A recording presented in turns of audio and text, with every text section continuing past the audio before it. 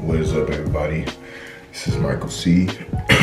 and welcome to, I guess, episode 2 of Wave Talks.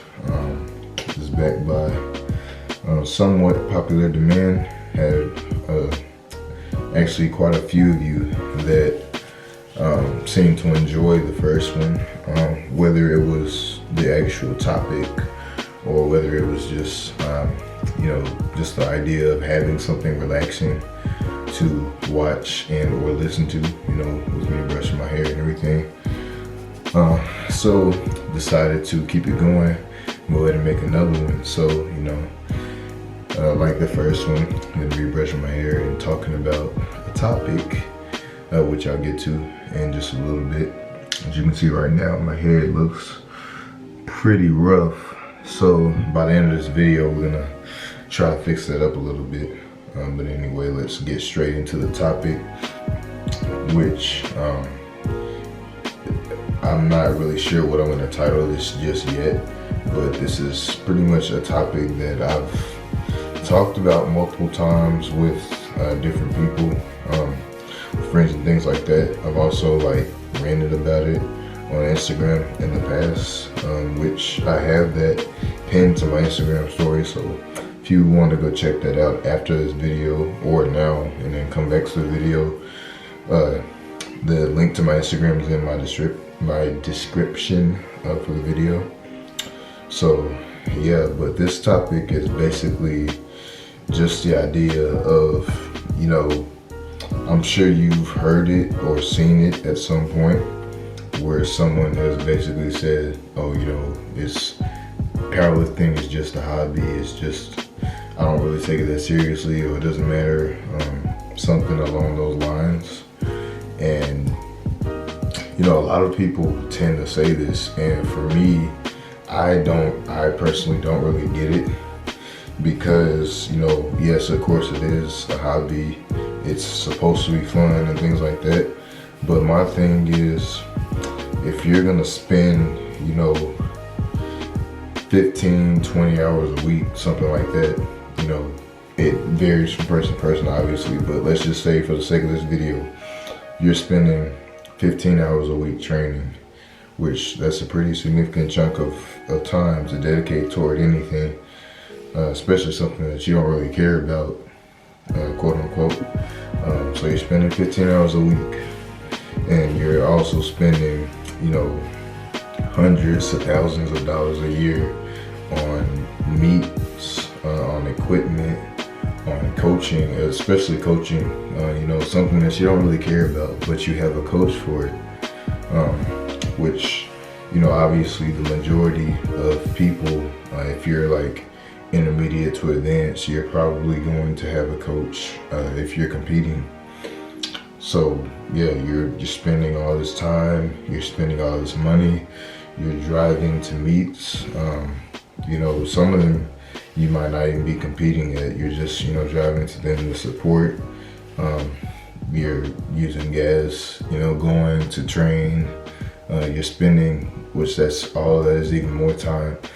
Some of these people that claim to not care are some of the people that were upset that now they won't be able to qualify for Raw Nationals after the totals have been raised. And I'm not talking about anybody specific with this video. This is more of just a general thing. So, if you feel targeted, then maybe it is about you, but this isn't to point anybody out specifically. But anyway, let's continue. So you're spending all this time, all this money, dedicating all of these resources in your life to this thing that you claim to not really care about. That doesn't really make a lot of sense to me, because last time I checked, you have to care about something to some extent to dedicate things to it. I don't care about checkers, so because I don't care about checkers, I don't really invest anything in the checkers. I don't really, checkers is checkers. I don't care. I've never cared about it. I don't do anything for checkers. Or or another example, I don't care about tennis. I might, watch it every now and then if I see it on TV or whatever. But you'll never see me, trying to sign up for a tennis match in my area or like paying for tennis lessons or anything like that, because I don't care about tennis. I do care about powerlifting, which is why, I dedicate time, I dedicate money, I dedicate all of these things to it. Now, with the people saying that they don't care and things like that, and that it's just a hobby, it's not really a big deal. I feel like a lot of times people that say, oh, it's just a hobby, or I don't care that much, or, try to downplay the competition aspect of things. A lot of these people use that kind of as a cop-out, I feel like, because a lot of people tend to shy away from the competitive aspect of powerlifting a lot of times, and I feel like that's probably, it could be argued that the competitive aspect is the most important part of like participating and competing in powerlifting and things like that, and it's a part that a lot of people miss out on. And I'm not just talking about at my level, at like the top of the top. I'm talking about pretty much any level, no matter where you're at. Even if you're just a beginner, like just starting out on competing, you're doing your first couple of meets, and you might not be like quite up there yet. You might, still be towards the bottom of the list, whatever. But even then, you can still find joy in competing, whether, because I know a lot of times at local meets, it might be a little bit harder to kind of like go head to head, like at Raw Natch, for example, with especially in prime time, you see like all the top guys, and usually there's gonna be, at least 2 or 3 of them that are going pretty much head to head, and it might boil down to the last deadlift for between 2 to 3 people.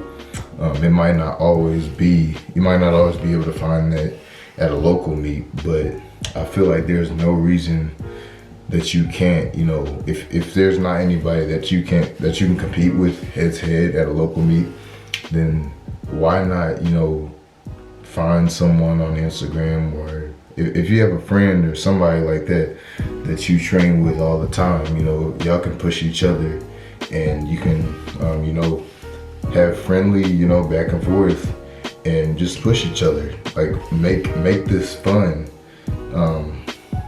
Don't just dismiss it and say, oh, it's just a hobby, or I don't care that much about it, or this and that. Because if you didn't care, then once again, you wouldn't be dedicating time and money. You wouldn't be signing up for meets. You wouldn't be doing all this stuff, trying to participate in powerlifting. Because in my opinion, if you really don't care about competing, if you really don't care about competition, if you don't care about any of that, then you can save all that money and you can just lift at the gym. Literally, before my first meet in 2017, I trained like at the gym without going to meets, without registering for a meet. I didn't even buy any equipment for the longest time, which that was mostly because I couldn't afford the equipment at the time. But the point still stands regardless. I went like all this time. I knew about powerlifting, I knew about USAPL and everything, but I just didn't compete. Mostly for me personally, I kind of went into this in the first video that I made.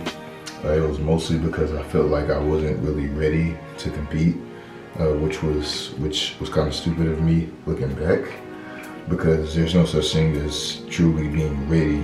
You compete whenever you want to, but whatever. But yeah, I went literally all of this time without buying equipment, without paying travel expenses, without paying meet expenses, without paying for a coach. I just lifted at the gym and just kept up with my numbers there. And that's what a lot of people, if you claim to not really care about it, you can literally do that and it will be the same thing for you if you don't really care about the competitive aspect, about actually competing in meets. But because you actually do care and you just don't want to admit it, and you, I guess, don't want to be seen as not cool or whatever because you're invested into something. There's nothing wrong with, you know, being invested in powerlifting or being invested in checkers. I think I said checkers, either checkers or chess, one of them. You know, everyone has things that everyone has hobbies that they're passionate about or whatever, and there's absolutely nothing wrong with that. But, you know, don't go halfway with it. You know, if you're gonna treat powerlifting as, you know, your hobby that you spend extra time and money doing, then why don't you like pursue it more? Why don't you just, you know, take the competitive aspect more seriously wherever you are, regardless of where you are on the totem pole. Now, with all this, I'm not saying that if you're ranked 200 to set your eyes on trying to take down the #1 guy, because that's obviously, things aren't gonna work that way. Things don't work that way in real life. But if you're 200, you know, strive to be number 150 within the next year, and then from 150 to 100, from 100, so on and so forth. You know, just get in where you fit in and just be more competitive, like point blank period. Because I know that, like, where I'm at right now, I wasn't always there. And again, this is kind of going into the video that I made last week, but I wasn't always, you know, the top 3 to top 5 in the USAPL and in the IPF. After my first meet, I think I was ranked like number 20 or something like that. But even before that, like 4 or 5 years ago, based on my numbers, I was probably not even like top 50, which, I mean, for some people that's good, but, you know, for me, for where I'm at personally, that's really nothing. So what I'm just trying to say is, you know, you have to start somewhere.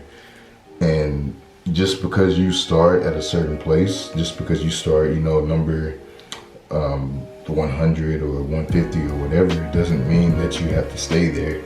And it doesn't mean that you have to just, you know, denounce it and just try to play it cool. Oh, it's okay because I only treat it as a hobby. I don't really care. It's whatever. It's only powerlifting. No, take it seriously. Like, you spend all of this time, you dedicate all of this time and money towards this, so take it seriously. Like, that doesn't mean that you have to make it your entire life and not do anything else. But what it does mean is that you find a lot more joy. You get a lot more out of it, out of spending that 15 to 20 hours a week, and those hundreds of thousands of dollars. You get a lot more out of all of that if you did take it more seriously. So yeah, that's really the main point that I wanted to make with this video. I think I've pretty much covered the topic. Like, I've gone in circles over and over. I don't think there's really much else to say about it. But I kind of just wanted to talk about that because, like I said, I've talked about it multiple times with friends and on Instagram and things like that. But I've never like covered it in this format, obviously. So I wanted to do that and also get another one of these videos out for you guys, since a lot of you guys seem to like the first one. So with that being said, let's see what my hair looks like after brushing it for this past 15 minutes. Should look a lot better now, and it does. Ooh. nice. That looks real, real nice. Let's check the side. Let's check the other side. This is my weak side, by the way, if y'all can't tell. Everyone has, or most people with waves, you know what I'm talking about. You know, we all have like a weak side that just no matter what you do, it's just gonna be a lot harder to get the waves in on that side. And it's usually either the side that you sleep on, or for whatever reason, that side, the hair just grows differently. So yeah, the right side is my weak side. But it has come a long way. There was a time where it was, you know, it was bad. It was real bad. I mean, it looks bad right now, but it used to be like bad, real bad. But anyway, let's go ahead and put this do-rag on. So I really hope that you guys enjoyed this video. I hope that I didn't ramble too much, and I hope that you were able to get something out of this video. If you did, and if you enjoyed this video, please be sure to like, comment, and subscribe. And also, if you have any other ideas for any other topics that you might want me to cover in the future for these types of videos, whether it's powerlifting related or not, you know, it can be pretty much anything that you might want me to talk about, and I'll just, you know, cut the camera on and just talk about it while I brush my hair, and show you guys, you know, a little bit more of the process to the waves. But anyway, once again, if you enjoyed this, please be sure to like, comment, and subscribe, and I will talk to you guys later.